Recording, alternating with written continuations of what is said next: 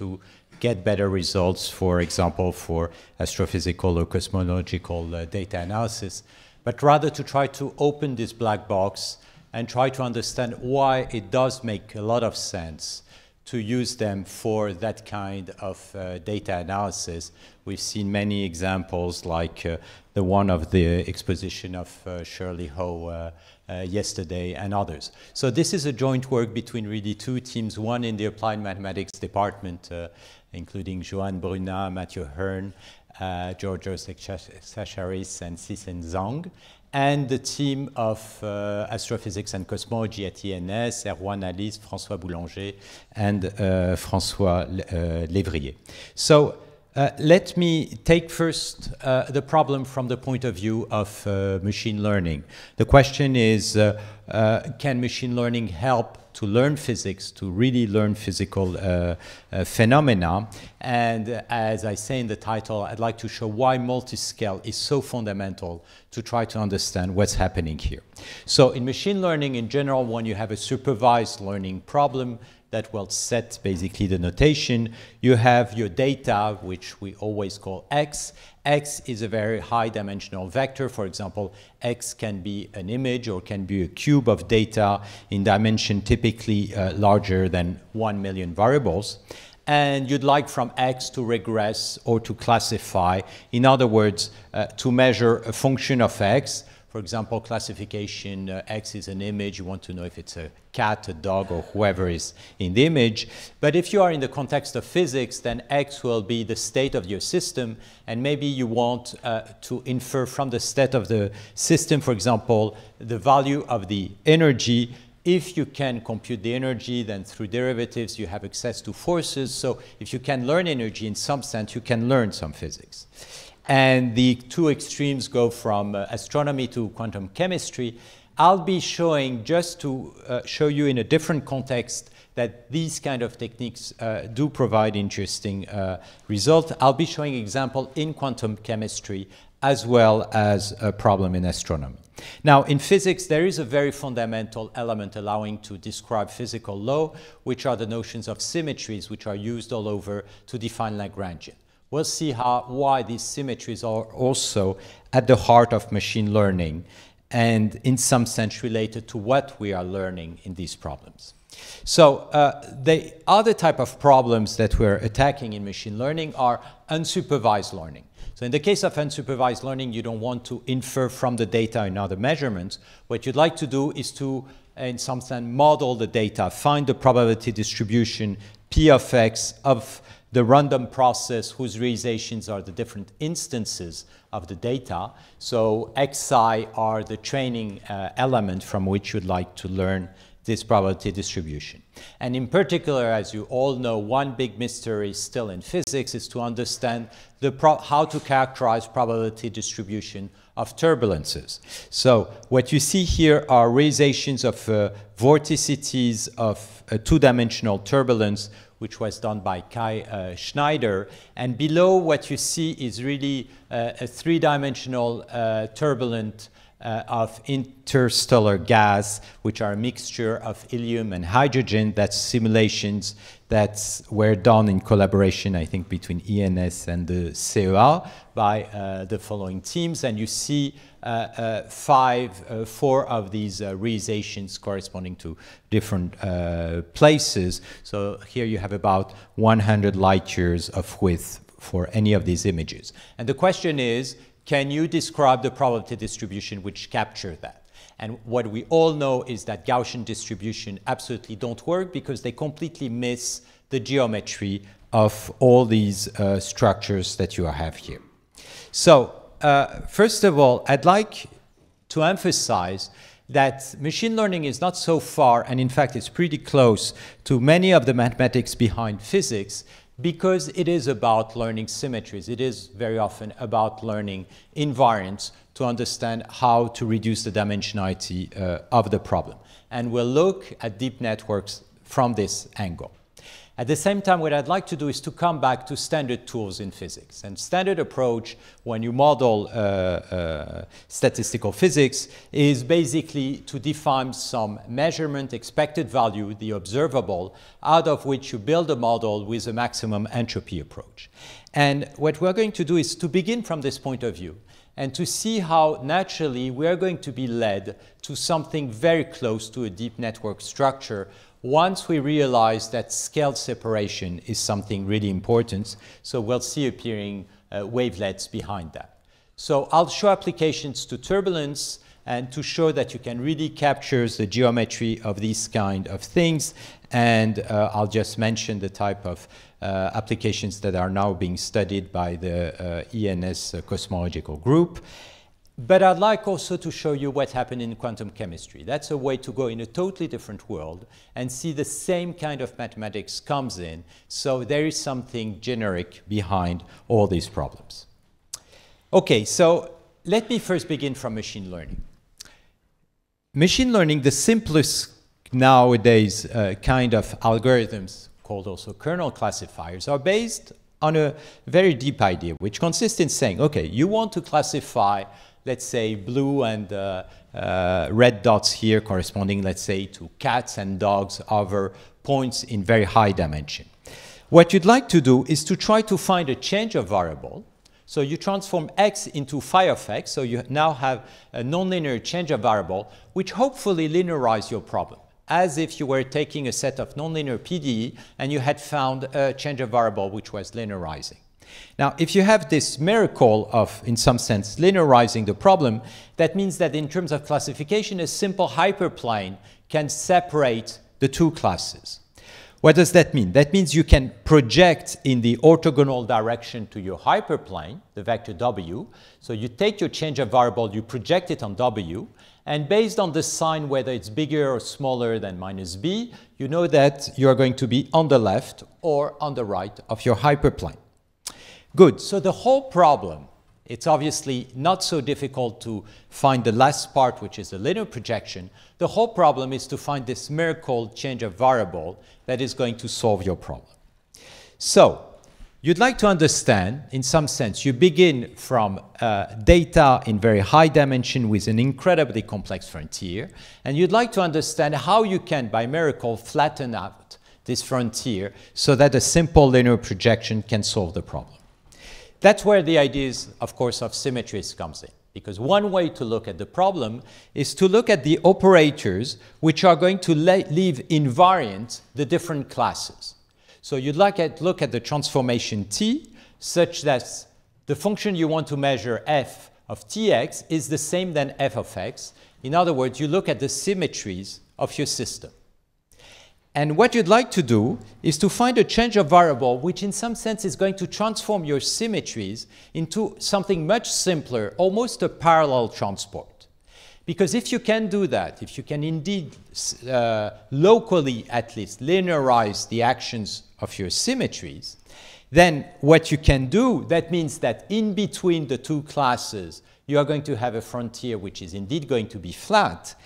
But what is the most important is that now the invariants, you will be able to compute them simply with a linear projection.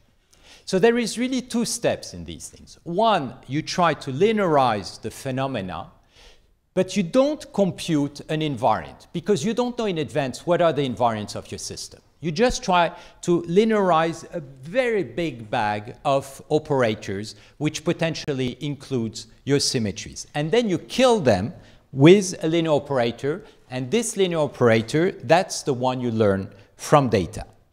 So the question is, how can you do that? How can you linearize these symmetries given that you don't know what they are in advance? And what do you know about these symmetries? Okay, so now comes these deep networks, which seems to solve these problems in a kind of miraculous way. So as you know, these networks, that's illustrated in the case of an image. You begin from an image, and you do a cascade of filters, which are going to, very small filters, typically 3 by 3, 5 by 5, which are going to compute your first layer, and then you apply a nonlinearity, like a linear rectifier. And then you take your first layer, you are again going to apply a series of filters. You are going to sum up the output of these filters to compute one image here. And you are going to use different filters for the different images. And then you cascade that until the last layer that I'll call phi of x. That's my nonlinear change of variable. And boom, then you do a linear classifier, a linear aggregation, and you estimate your f of x.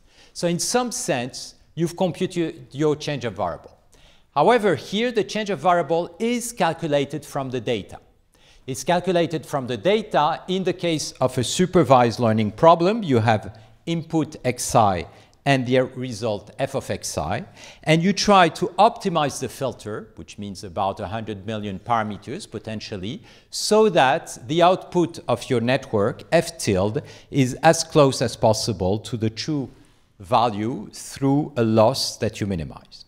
So the very surprising thing was the really exceptional results that have been obtained, which really completely transformed the field, example of computer vision.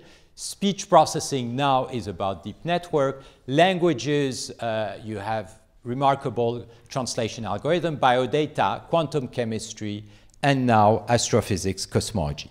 So the real question is, how come? How come you have this miracle? Because astrophysics don't look like quantum chemistry, doesn't look like speech or image processing. So there must be something behind all this which is quite generic. And at the same time, these things are structured. So one point which is really important to realize is that you don't learn everything in a deep network. First, you put an architecture, and then you compute the parameters of the architecture. So what about this architecture? What is special? The architecture is organized in 2 layers. And at each layer, you use very small filters. And you subsample, in fact, these different signals. So you use small filters, subsampling, small filters, subsampling. You are progressively aggregating the information over larger, larger, and larger domain. So you can view that as a scale axis. And what we are going to see is that also these channels are very important to capture the symmetries we are looking for. Okay, so results that have been obtained, for example, for modeling complex stochastic fields such as turbulence, that's the work by Matthias Bedge and his teams. What they did is take a deep net that was learned over cats, dogs, and things like that, ImageNet. Then they take an example of turbulence.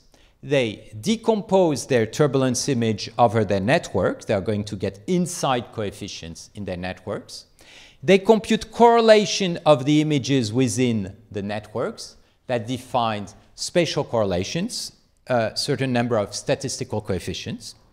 And then they resynthesize a new image which has the same statistics. In other words, an image which is going to have the same correlation of its deep network coefficients. And they generate these images through a gradient descent algorithm. And the surprising thing is that they get new realizations of things like looks, like turbulence or bubbles or things like that. The only thing is that the number of statistics is much bigger than the number of pixels of the image. And in statistics, you don't like that kind of thing because you don't know that, in fact, you are not just coding the image. So the question is, what's happening here? What's the mathematical interpretation? Is there something to learn from that, or is this just bullshit? And it's not bullshit, obviously, because we've seen it generalized for supervised. So what is behind all that? So let me try to go along that path. So let's go back to physics and more classical thing. How do you model a random process in statistical physics? So you define a certain number of what I would call here observable. So these are moments of your state x, which is transformed by some nonlinear function phi k of x. So you measure these expected values, which are a certain number of these observable, and that's what you know. So given that, to define a probability distribution, what you'll say is that you want to define the distribution which satisfies these moments and which has a maximum entropy. Now, as we all know, if this distribution exists, then it has a Gibbs form. In other words, a distribution which satisfies a certain number of fixed moments, which defines a linear relation on the probability distribution, and has a maximum entropy, can be written as an exponential of a linear combination of the moment functions. Good. So the whole problem here is to understand, for example, if I want to characterize turbulence, what should be the moment that I should take? Should I take, for example, second-order moments and power spectrum? Should I take higher-order moments? What should I take? Okay, if you look at the log of your probability distribution, log likelihood, what is going, or log probability, it's going to be a linear combinations of these functions that you take here. So basically, you've linearized the problem like in the case of supervised learning. So how should you take your phi k? Okay, if you know, for example, that you have a stationary process, so which has a certain type of invariant, which means that P of x is invariant to translation, then obviously you want that the phi k be also invariant to translation, so that a combination will give you something invariant to translation. But you have some prior knowledge about much more complex symmetries. In the case of turbulence, there is the group of diffeomorphism acting on turbulence, and you know that among this group, there are many subgroups which are going to define some invariants, for example, conformal transformation in the case of 2D Euler without viscosity fluids. So the question is, you don't know in advance what are the invariants, but you know that these invariants are within these big groups. So if you can find these phi k which linearize the actions of these diffeomorphism, or at least the linear, then through projections you can select potentially the right one. Good. So in the case, again, of turbulence, the first kind of thing and all over statistics that have been tried are second-order moment. And maximum entropy defines a Gaussian probability distribution, and that's the kind of model that you get for a turbulent fleet. So not enough. The immediate reactions of everybody in all communities, signal processing, astrophysics, and so on, was to say, okay, let's go to higher order moments. But that has been a failure. It's a failure. Why? Because you have your outliers, which have a huge variability, so all your estimators have a very big variance, and you can't build a reliable model given the type of data that you have.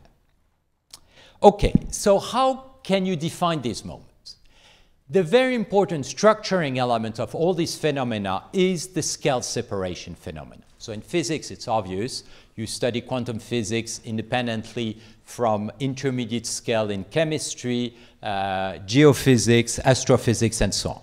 But if you look at, let's come to something a bit simpler like an n-body problem or d-body problem, it's well known that you can take a problem like that and factorize it to reduce the number of interaction terms, and that's the multiple techniques which does that kind of thing. What's the idea? The idea is a particle is going to interact first very strongly with the neighbors, and then the more far away particle, you can try to create an equivalent field on this one, and therefore look at the global interaction of the group with this one.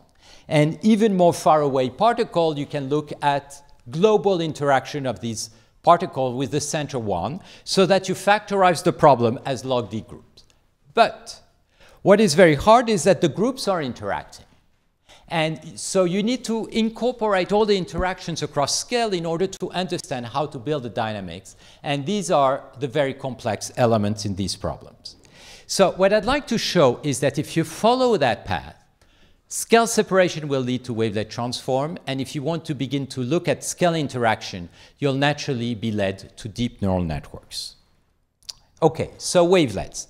Jean-Luc Stark spoke about it. The idea of wavelets, and many of you have heard about it, is basically local sine wave. So this would be a cosine multiplied by a Gaussian and the sine. And the idea is you are going now to take your wavelet and dilate it by factor 2. So you see your wavelet with different scaling factors.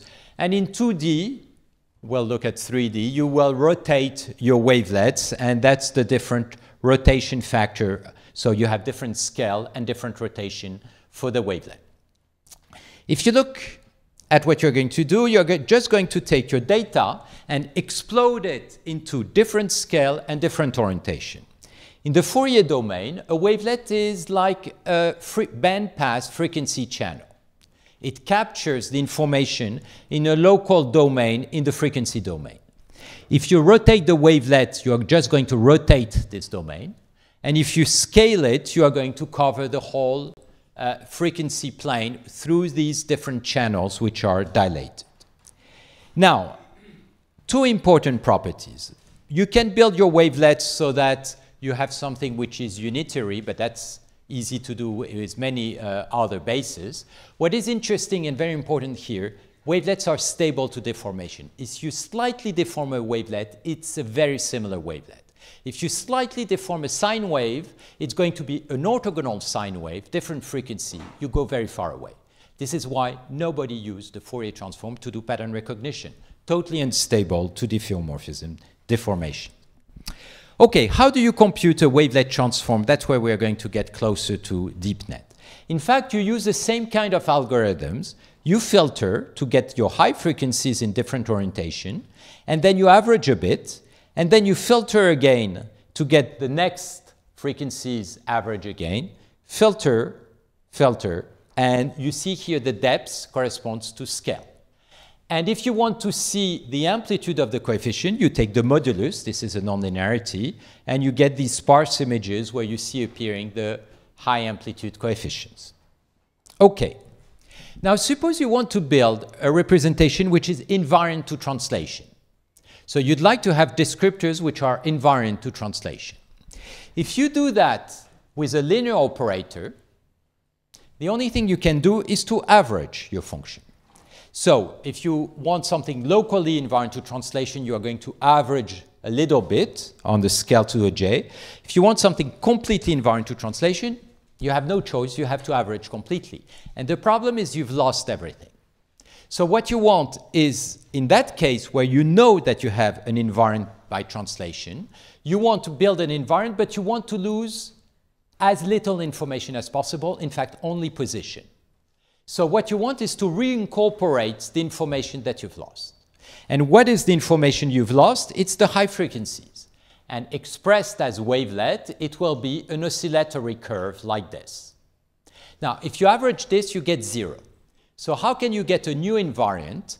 What about taking the envelope by eliminating the phase? If you take the envelope, now you can average and get something which is non-zero. So here you've applied your nonlinearity, and you now average, and you have a whole new family of invariants.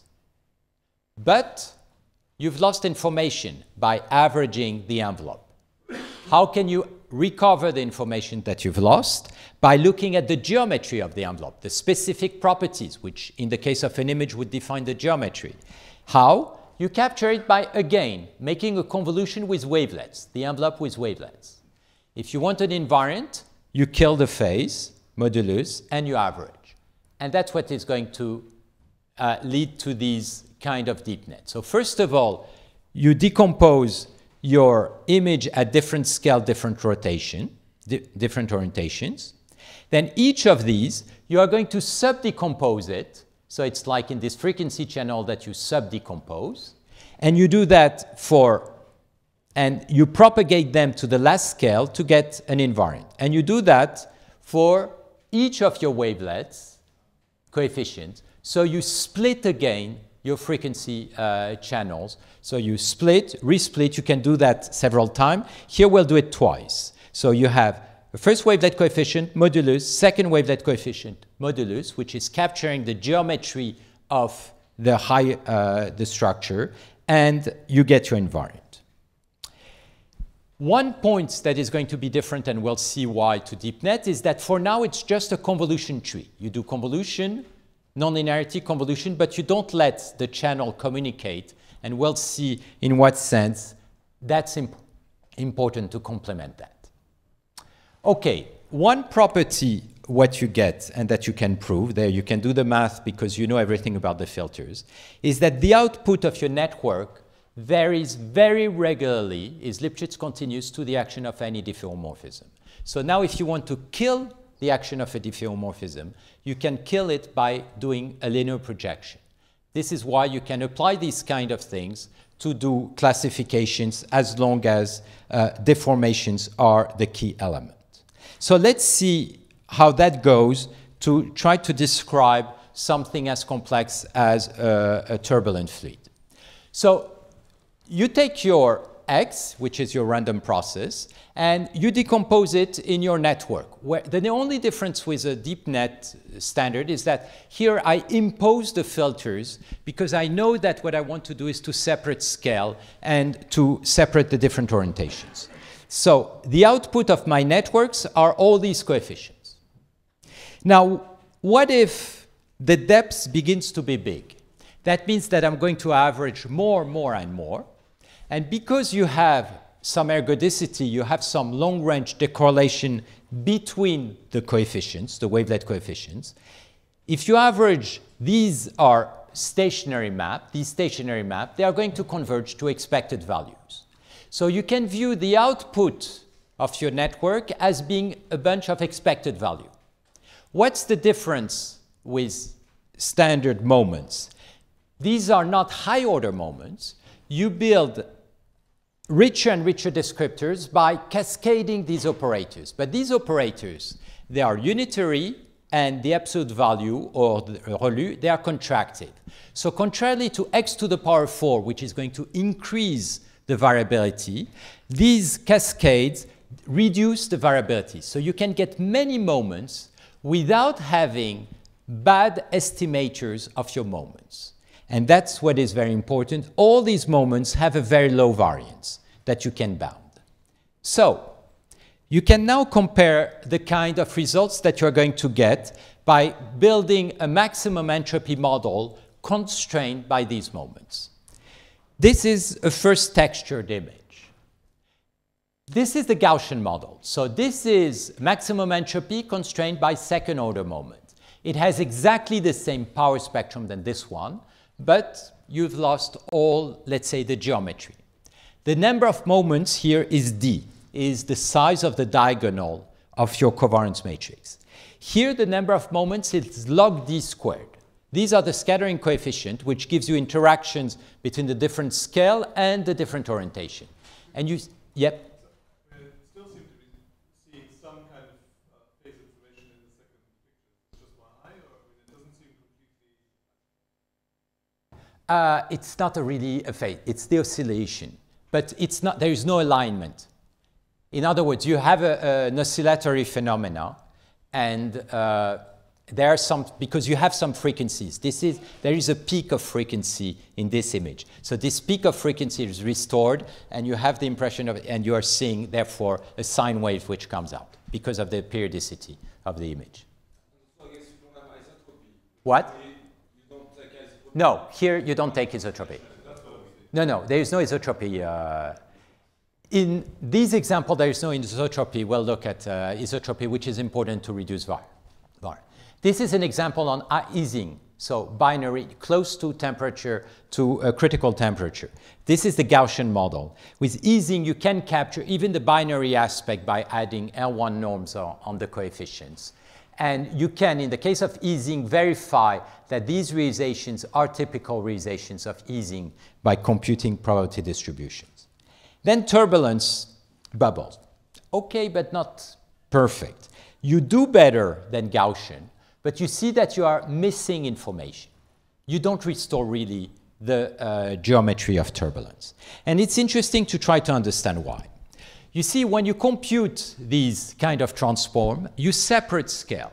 You separate the different angles, and then you can reapply a transform after applying the modulus that what I showed, but the different scale and the different angles here, they don't communicate.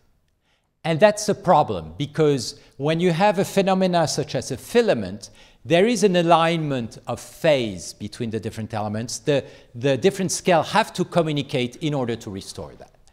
And that was the very important step. How do you do that? You need to connect the angle, and you need to connect the scale. To connect the scale, you have to reincorporate the phase, because in fact the connection between scale is essentially done through scale, and then you do your correlations. I'm not going to go into the details, but the fact is you need to add the moments which capture scale interaction and which captures angular interaction. These moments are the kind of moments that DeepNet can compute through their channel linear combinations. In fact, we do it that way. It's just, again, that we don't learn the filter, we impose them because we know the physics, but that's what we did. And that's where we got these kind of results. So what you see at the top are one realizations from which we estimate the moments. This is a synthesis from these moments. The difference between this and what was shown before with deep networks is that in deep networks, the number of moments was something like 5 × 10⁵. So there was 100 times or 10 times more moments than pixels. Here we have much, much less because we understand basically what is important in the problem. The morality of this part of the story is that I think that what these deep networks are showing us is that there is life beyond polynomials. There is life beyond second, third, fourth, fifth order moments, and then we die. There are other ways to build moments which are very informative in the case of physical problem. These moments are essentially based on scale separation and then on finding the interactions between these different groups of scales. And in fact, these deep nets, one can look at the mathematics behind, have the ability to capture that. However, when we're dealing with a problem like astrophysics, I think it's possible to do it without learning the filters. And it doesn't make much sense to learn the filters on cats and dogs to then apply it on astrophysics. That means somewhere there is something generic. And I think that's the kind of research that is worth carrying. Okay, I'd like just to jump to finish to quantum chemistry because it gives a different point of view on the problem to show that there is something interesting and potentially generic behind that. So in quantum chemistry, here what we would like to do is to solve a supervised problem.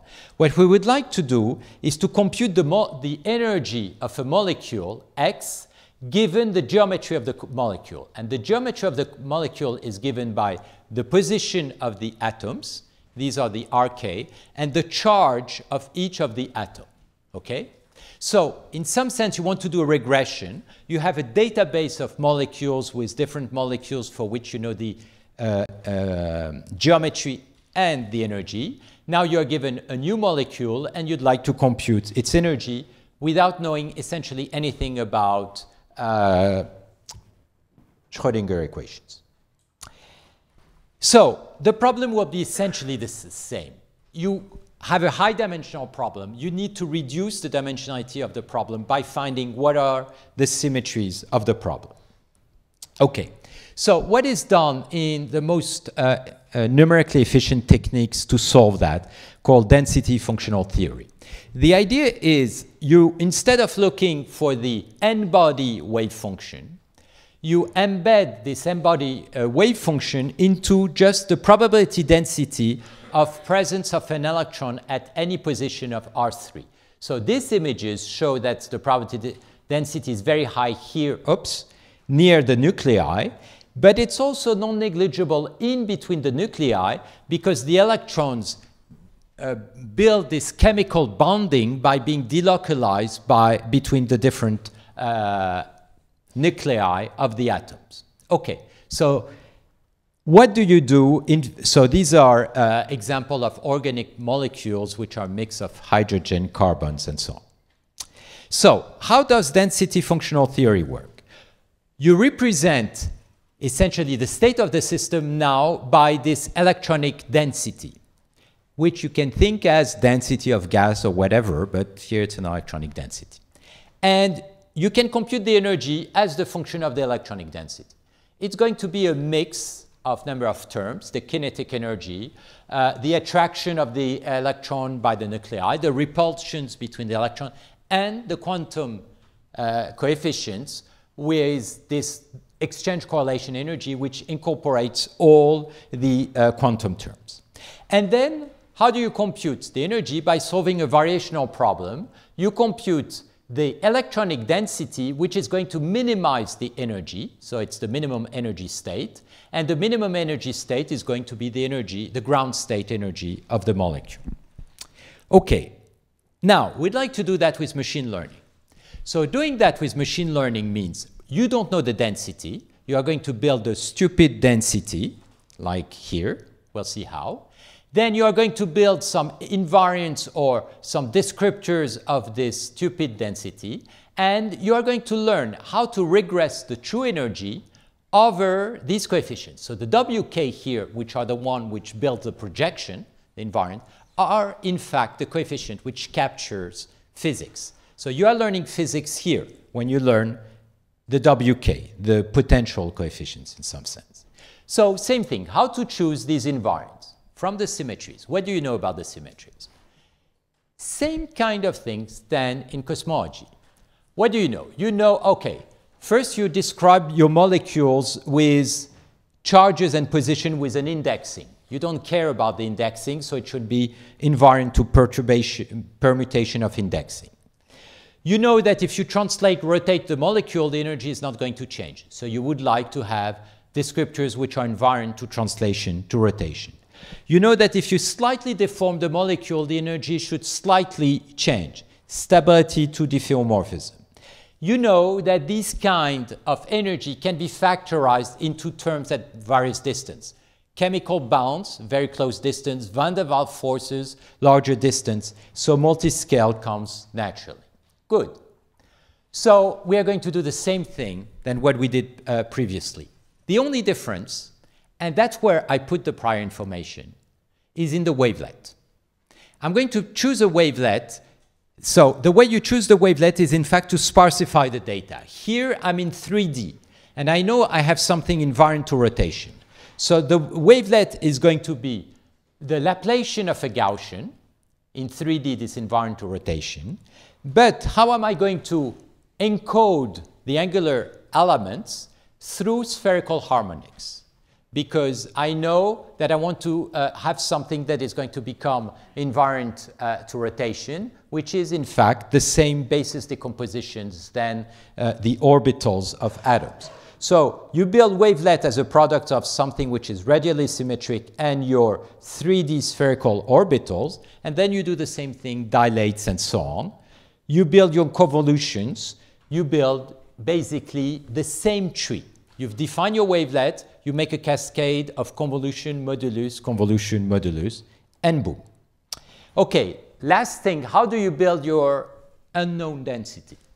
Well, the only thing that you know is the position of the atom and the number of charge. So I'm going to say an atom is a Dirac, number of charge is just the amplitude of the Dirac. So that's my model of my molecule. So at this point, I know no chemistry. Now, you're going to take your density and make a convolution with a wavelet. And it's interesting to look at what's happening. When you take a Dirac, you make a convolution with a function, you get back the function translated at the position of the Dirac. So you're going to have a sum of wavelets located at the atoms multiplied by the charge. Now, if the wavelets are very small, their supports will not interact. When you take the modulus, it's as if you had separate elements. But when the wavelet gets to be large, this sum, the wavelets are going to interfere.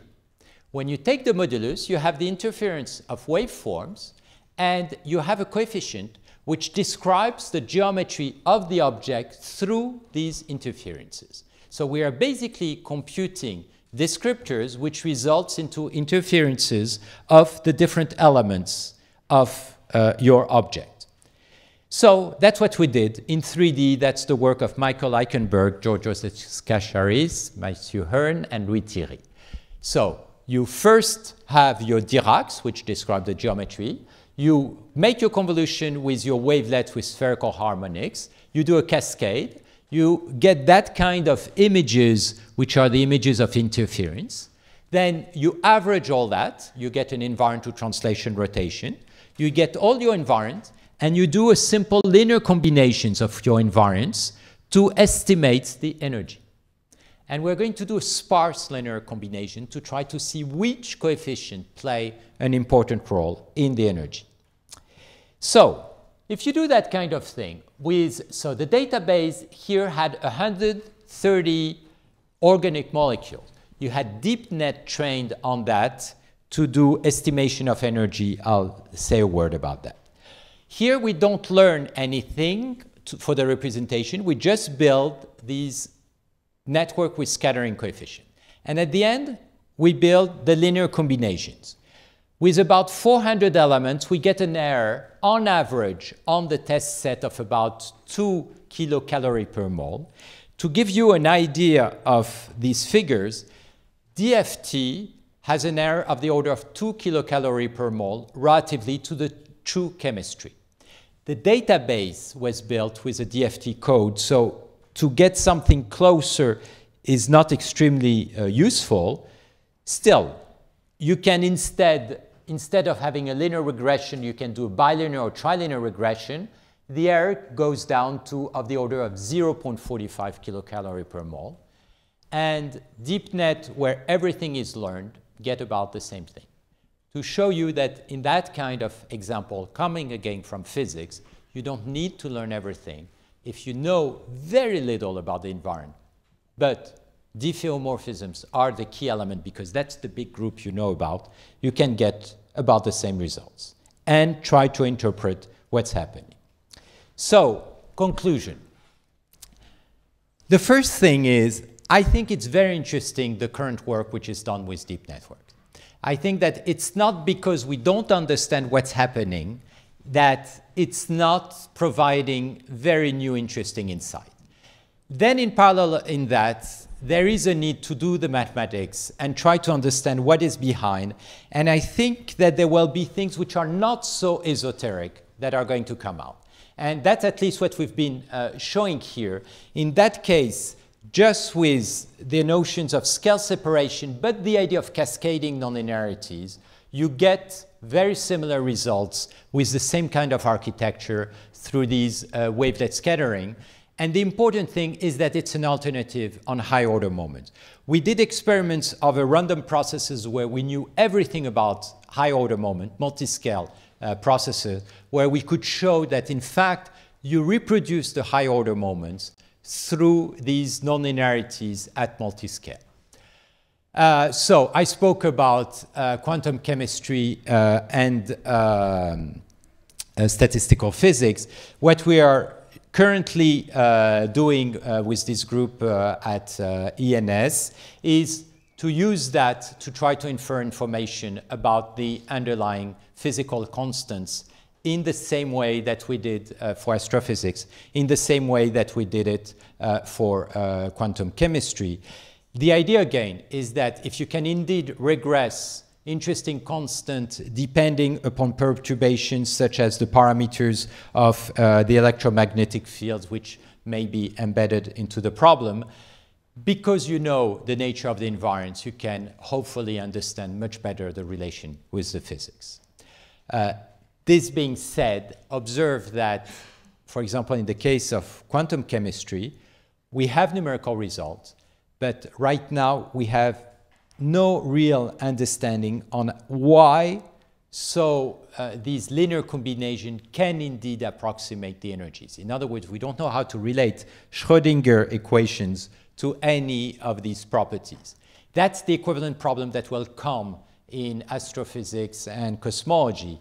At one point, you have these machine learning that provides descriptors. Hopefully, we'll understand these descriptors. But still, obviously, there is the issue to understand what's the link with the underlying physics and physical equations.